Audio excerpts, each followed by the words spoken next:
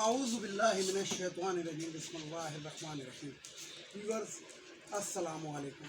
Viewers, मैं हूँ आपका मेज़बान सैयद अहमद समी और आप देख रहे हैं सैयद अहमद समी YouTube channel Rawalpindi Islamabad. Viewers, ख़बरें वही हैं कि इमरान खान के ख़िलाफ़ जो और तहरीक इंसाफ के ख़िलाफ़ जो फ़ैसला दिया है इलेक्शन कमीशन ऑफ पाकिस्तान, बल्कि इलेक्शन कमीशन नहीं, इसको इलेक्शन कमिश्नर ऑफ पाकिस्तान ने जो फ़ैसला दिया, तो सबसे पहली बात तो ये है कि जैसा कि आप सबको मालूम है और बाकायदा शायद खाकान अब्बासी ने आगे टीवी पे कबूला भी कि पूरा ये पीडीएम जो था ये उधर गया और उससे जाके मुज़ाकरात किए और मुज़ाकरात के बाद कहा कि जी आप ये फ़ैसला फौरी तौर पर जल्द अज जल्द ये फ़ैसला करें। और जब पंजाब जिस दिन इनके हाथ से निकला था उस दिन क्राइम मिनिस्टर ने भी टीवी पे बैठ के ये बात की थी कि जनाब फार्म फंडिंग का फ़ैसला, तो फार्म फंडिंग तो ये है भी नहीं, ये ममनुआ फंडिंग है। तो ममनुआ फंडिंग के अंदर सिर्फ एक शक डाल दी गई कि जिसके तहत 62(1)F का इतलाक़ करके जैसे नवाज़ शरीफ को ताहयात नाअहल करार दिया गया है, इस तरीके से इमरान खान को नाअहल करार दे दिया जाए। लेकिन ये एक दीवाने का ख्वाब है। सबसे पहली बात तो ये है कि नवाज़ शरीफ के पीछे आवाम नहीं थी, इमरान खान के पीछे आवाम का ठाटे मारता हुआ समंदर खड़ा, पहली बात। और दूसरी बात यह है कि नवाज़ शरीफ का मुआवजना इमरान खान के साथ करना वो ऐसे ही है कि जैसे आप समझ लें कि बस इस पर मैं कमेंट्स ही नहीं देता कि एक चोर को आप उसका मुआवजा करें एक ईमानदार शख्स से, तो ये इम्पॉसिबल है ये बात, यानी कि ये सोचना भी नहीं चाहिए। और जो ये सोचते हैं इसका मतलब है कि वो अहमकों की जन्नत में रहते हैं। तो बात ये है कि पहले तो एक वो था कि शायद इमरान खान, देखें अल्लाह ताला जिसे कहते हैं हिदायत हर किसी को दे सकता है।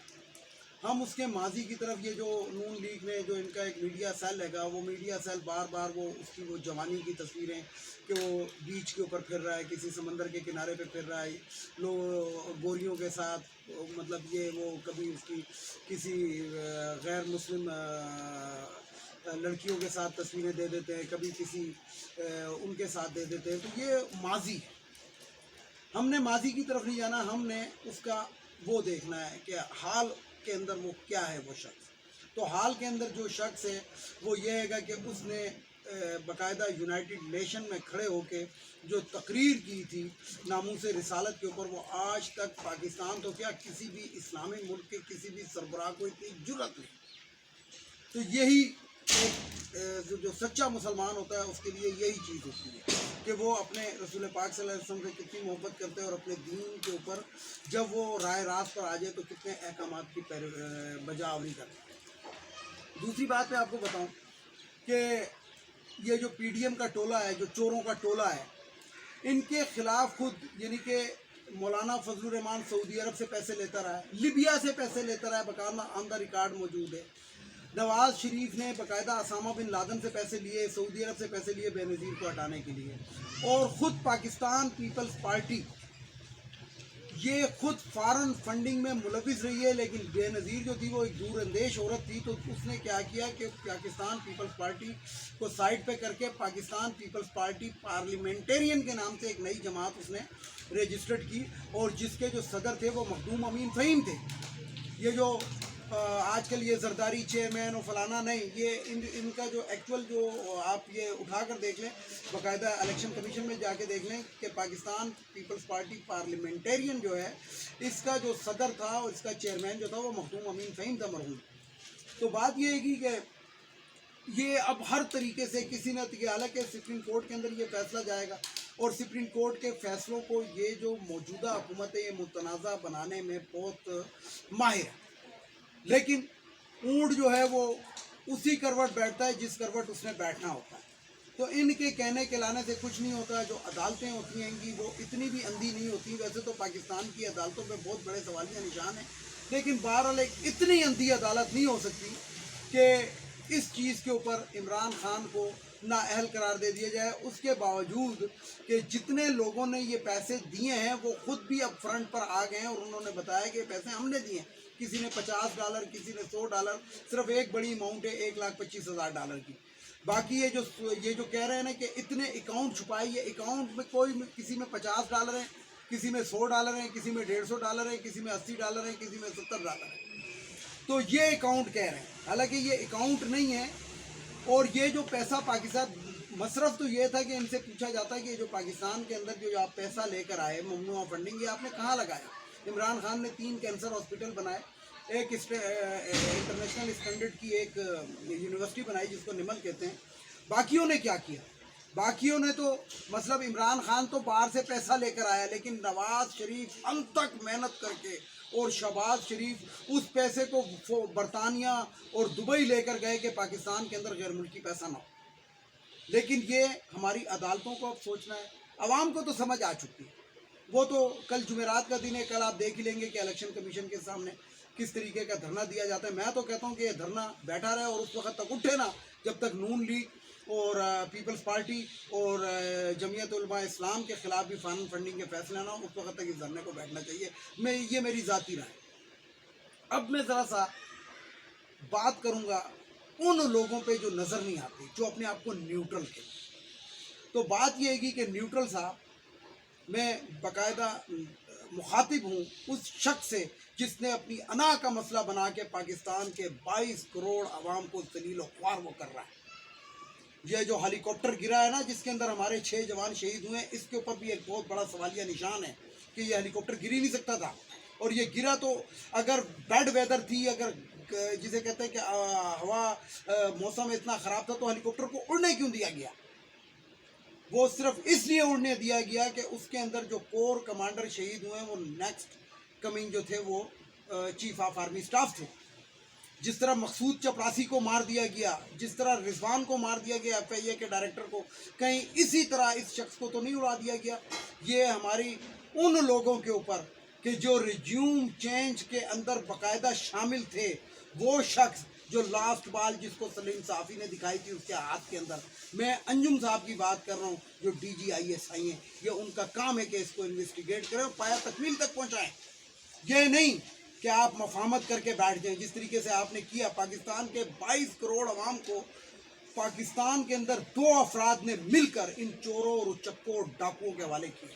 ان میں ایک چیف آف آرمی اسٹاف ہیں جو اپنے آپ کو نیوٹرل کہتے ہیں، اور ایک وہ جس کے لانے کی وجہ سے عمران خان کے اور ان کے بیچ میں دراڑ پڑی، کیونکہ بہت اچھا ملک چل رہا تھا، زبردست قسم کا چل رہا تھا، ISI اپنا کام کر رہی تھی.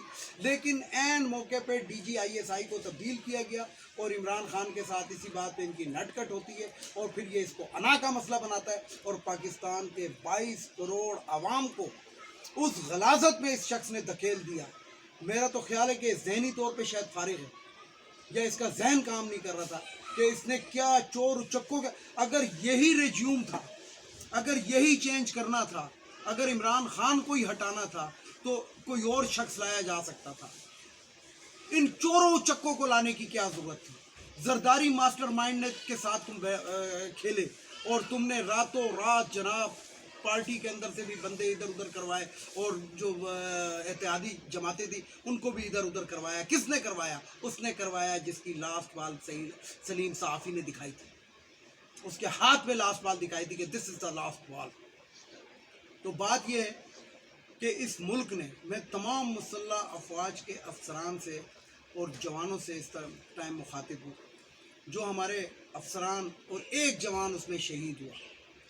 ہم تہ دل سے اس ملک کے اوپر قربان ہونے والوں کے لیے دعا گو، ہمارے بچے ان کے لیے دعا گو ہیں.